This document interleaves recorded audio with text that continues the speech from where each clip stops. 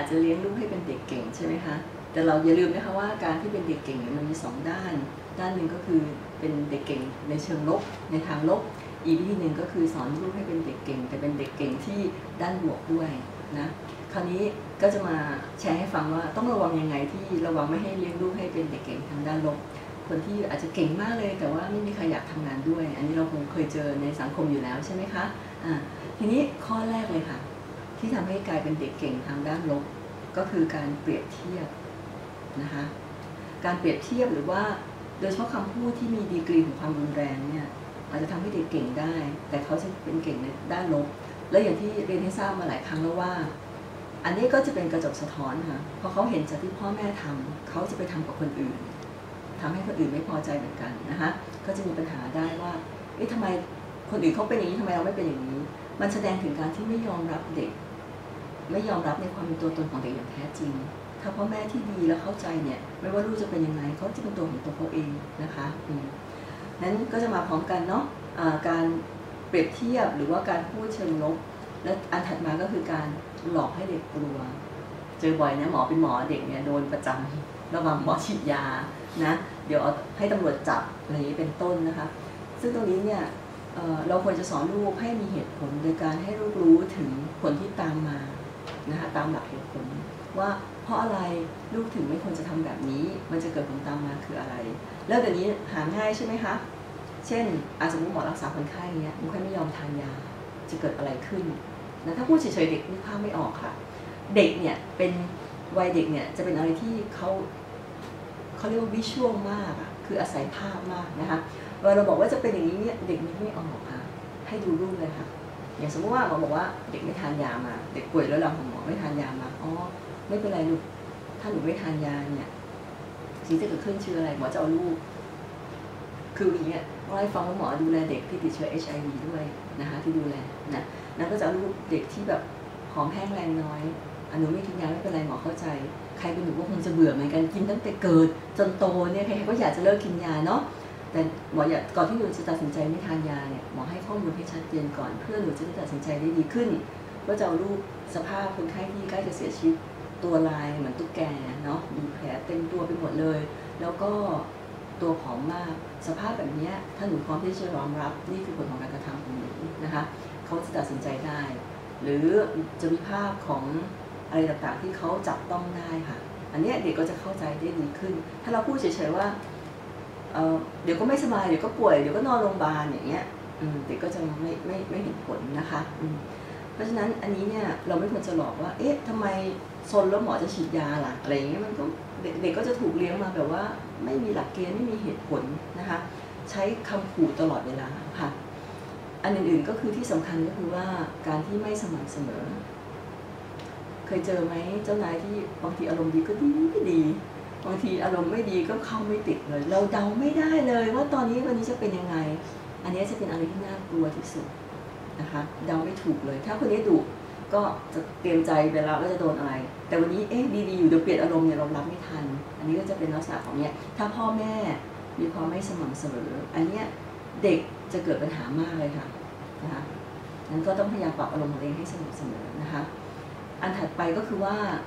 ที่สำคัญที่พ่อแม่ไม่ทราบก็คือการยัดเยียดความรู้ก่อนวัยอันควรอันนี้เด็กถูกยัดเข้าไปมองลูกเป็นเป้าหมายของการสอนวิชาการ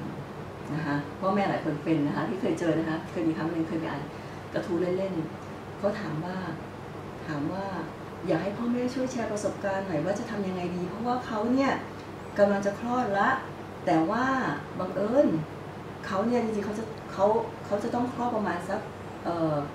ปลายเดือนพฤษภาคมอาจจะจำเดือนไม่ได้เป๊ะนะคะแต่เขาจะอยากให้หมอเนี่ยผ่าคลอดตอนประมาณต้นเดือนก่อนวันที่15ทำยังไงดีอะไรเงี้ยเพราะอะไรรู้ไหมคะเขากลัวว่าถ้าคลอดปลายเดือนพฤษภาเวลาเข้าโรงเรียนเนี่ยเขาจะกลายเป็นเด็กที่แก่ที่สุดในโรงเรียนนึกออกไหมคะแต่ถ้าคลอดต้นพฤษภาเด็กเขาจะเข้าโรงเรียนได้เลยเพราะว่าเหมือนกับโรงเรียนมันจะเริ่มประมาณเดือนนี้เขาอยากจะให้ลูกเขาเนี่ยได้เข้าเรียนเร็วที่สุดเป็นเด็กที่อ่อนที่สุดเพราะเขากันเกณฑ์พอดีอายุมันจะมีวันเกณฑ์ใช่ไหมว่าเกิดอายุเท่าไหร่สอบอะไรเงี้ยคือคิดไปถึงขนาดนั้นนะคะคือกลัวว่าลูกจะต้องได้เรียนเร็วที่สุดได้โตเร็วที่สุด เรียนจบอายุน้อยที่สุดไม่รู้จะเร่งไปทำไมแล้วเขาคิดแบบว่า ahead of time มากเลยนะคิดตั้งแต่ลูกยังไม่คลอดอ่ะแล้วคิดถึงว่าจะไปสอบเข้าสาธิตหรือไปสอบเข้าอนุบาลอะไรอย่างเงี้ยคือคิดดูสิคะว่า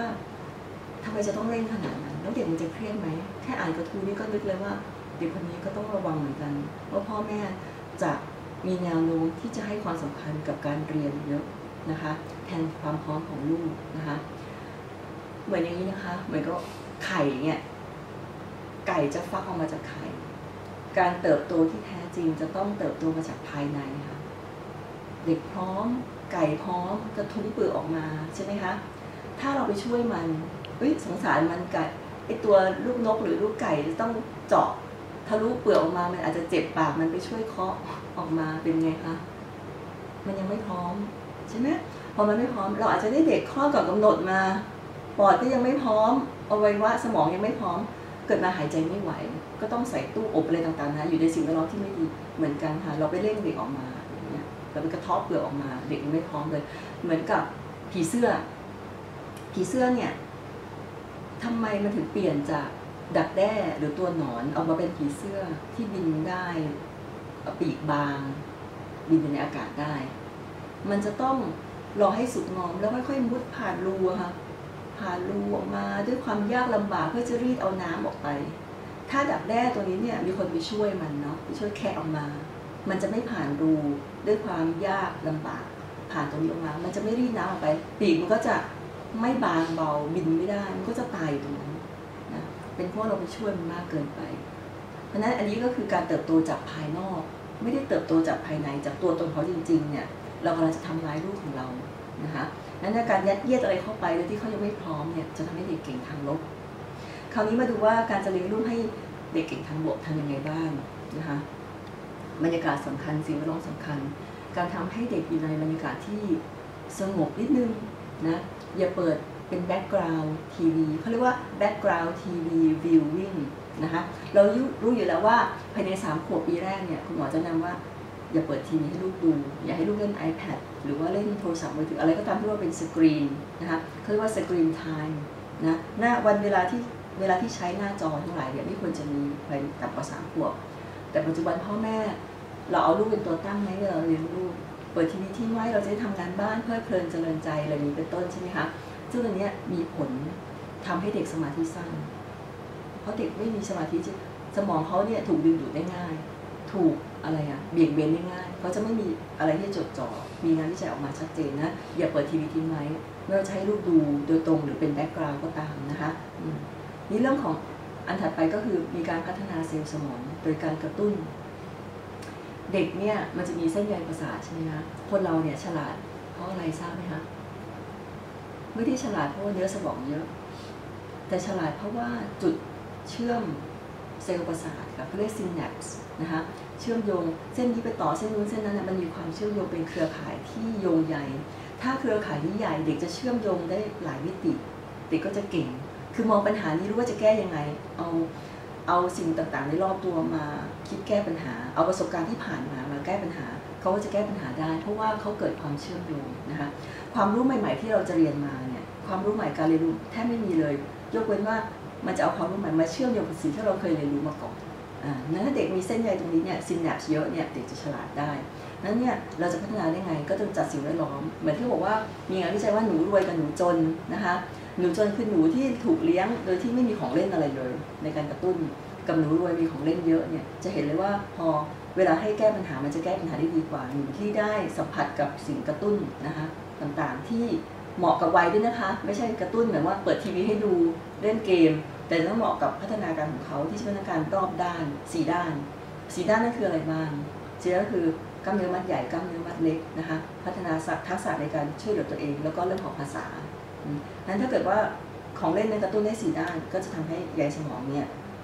มีเครือข่ายได้ดีขึ้นนะคะอันถัดไปก็คือเรื่องของการสร้างภาพพจน์ด้านบวกเด็กคนหนึ่งพวกเราคงเคยได้ยินคำว่า self esteem คือความรู้สึกถึงคุณค่าในตัวเองของเด็กนะคะตรงนี้เนี่ยจะมีได้ก็ต่อเมื่อมี2 ด้านก็คือ1เด็กต้องรู้สึกว่าเขา loveable แปลว่าเขารู้สึกว่าเขาเป็นคนน่ารักมีคนรักเขานะคะอันที่2เขาจะต้องรู้สึก capable capable แปลว่าเขาภาคภูมิใจในความสามารถของตัวเองไม่ใช่เป็นเบบีที่มีพ่อแม่คอยประคบประหงม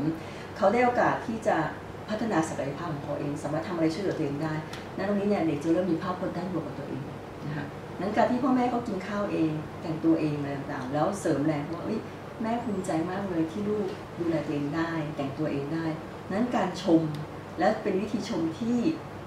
เฉพาะเจาะจง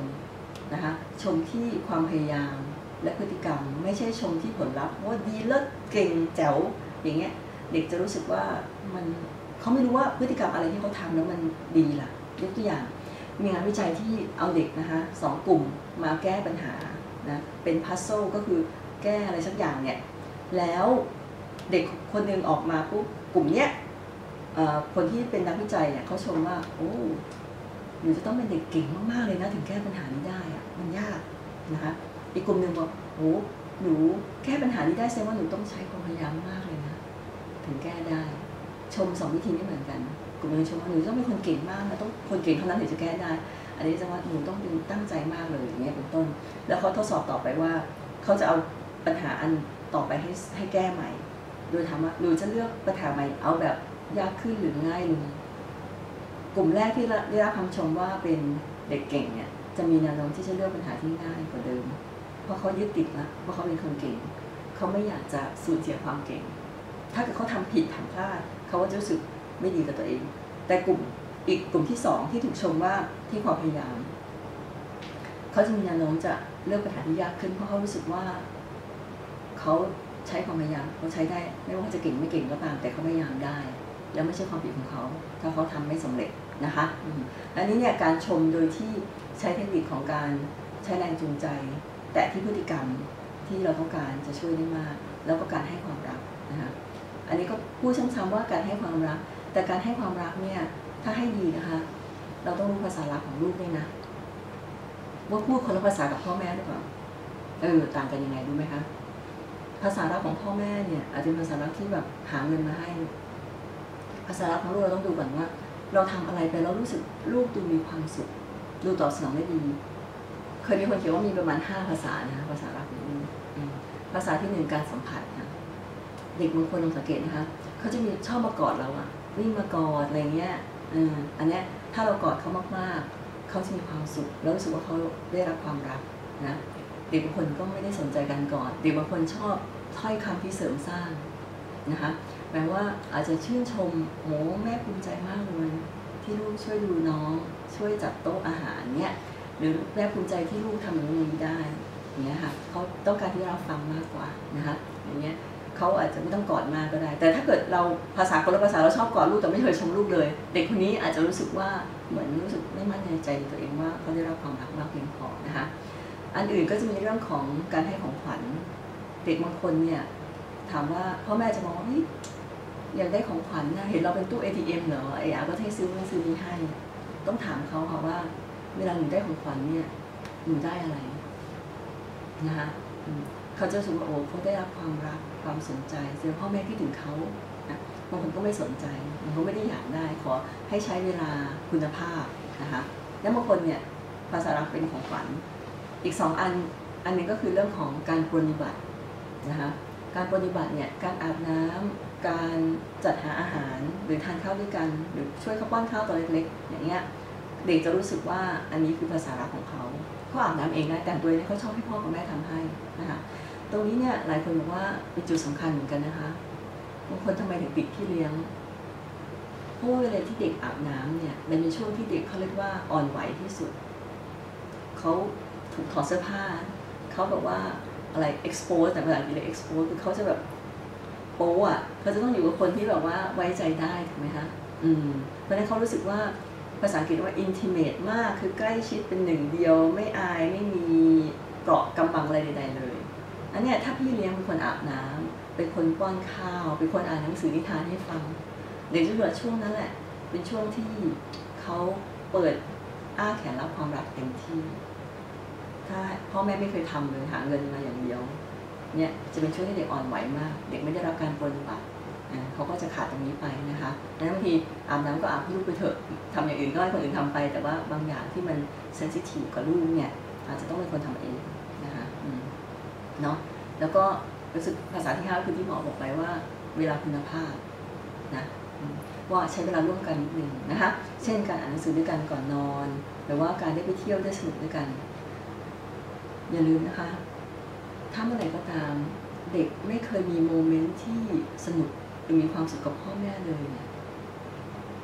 30 ปีข้างหน้าเวลามาจัดเวิร์กช็อปก็ถามเด็กคนนั้นที่โตขึ้นมาถามว่าคิดย้อนกลับไปในอดีตตอนเด็กๆเนี่ยประทับใจมีอะไรประทับใจในความทรงจำที่หลงเหลือกับพ่อแม่บ้าง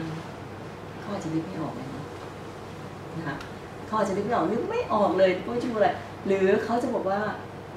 เขาอาจจะจำอะไรไม่ได้มากหรอกแต่มันเป็นความรู้สึกที่เขาจำได้มากกว่าว่าแม่ทำให้เขารู้สึกเสมอว่าไม่มีอะไรในชีวิตนี้ที่จะมีค่าสำหรับแม่เท่ากับตัวเขานะคะถ้าเราสามารถทำให้เขารู้สึกได้อย่างนั้นว่าชีวิตแม่ไม่ว่าจะเป็นหน้าที่การงานชื่อเสียงเงินทองอะไรต่างๆหรือว่าธุรกิจเนี่ยไม่ได้สำคัญเลยถ้าเทียบกับลูกนะคะถ้าทำให้เด็กรู้สึกอย่างนั้นได้จดจำสิ่งนี้ได้ไปตลอดชีวิตเขาอาจจะจำคำพูดของแม่ไม่ได้แต่ว่านี่คือความรู้สึกที่มันอยู่กับเขาตลอดเวลาตรงนี้เนี่ยจะเป็นเกราะกำบังให้เขาแล้วเขาช่วยให้เขาเนี่ยเป็นเด็กเก่งทางบวกได้เพราะว่าคนเราอย่าลืมนะคะเราจะให้อะไรคนอื่นไปเนี่ยจะให้ความรักคนอื่นเนี่ยถ้าเราไม่มีตังค์อยู่กับเราเนี่ยเราให้ตังค์คนอื่นได้ไหมคะไม่ได้ใช่ไหมคะ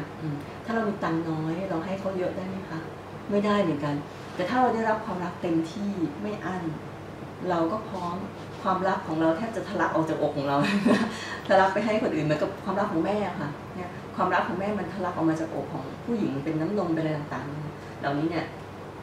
ลูกได้รับเต็มที่เลยลูกก็พร้อมที่จะทะลักความรักนี้ไปให้คนอื่นรอบข้างได้โดยไม่หวังผลตอบแทนด้วยนะคะเพียงแค่รู้สึกดีที่ได้รับคนอื่นแล้วความรักแบบนี้นะคะที่มันจะได้ความรักกลับคืนมาเองนะคะวันนี้ก็ฝากไว้เท่านี้ก่อนขอบคุณ